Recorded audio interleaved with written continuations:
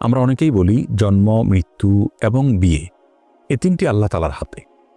আবার অনেকে ছন্দের সঙ্গে তাল মিলিয়ে বলি যে জন্ম, মৃত্যু, বিয়ে তিন বিধাতা নিয়ে, অর্থাৎ আল্লাহ রাব্বুল আলামিন এই তিনটা নিয়ে আছেন এবং এই তিনটা আল্লাহ তাআলার হাতে। আপাত দৃষ্টিতে মনে হচ্ছে যে এটি তাকদীরের প্রতি বিশ্বাস এর কথা প্রকাশ করা ভালো কথা, কিন্তু মূলত এটি আল্লাহ রাব্বুল আলামিনের যে তাকদীর রয়েছে সেটাকে সীমাবদ্ধ করার শামিল। শুধুমাত্র জন্ম, মৃত্যু, বিয়ে কেন, সব কিছুই আল্লাহ রাব্বুল আলামিনের হাতে, সব কিছুই আল্লাহ রাব্বুল আলামিনের তাকদীরের অধীনে। আমরা কি করব কি না করব আল্লাহ রাব্বুল আলামিন আগে থেকে জানেন, তিনি লিখে রেখেছেন। তার তাকদীর আমাদেরকে বাধ্য করছে, ব্যাপারটি সেরকম না, বরং আমরা যা করতাম, আমাদের যে গন্তব্য, আমাদের যে কর্ম, সেটা আল্লাহ তাআলা আগে থেকে জানেন, তিনি লিখে রেখেছেন। তার তাকদীরের বাইরে কিছুই নেই। শুধুমাত্র জন্ম, মৃত্যু, বিয়ে কেন, আমাদের উপার্জন, আমাদের খাদ্য, আমাদের রিজিক, আমাদের সব বিষয়গুলোই আল্লাহ রাব্বুল আলামিনের হাতে।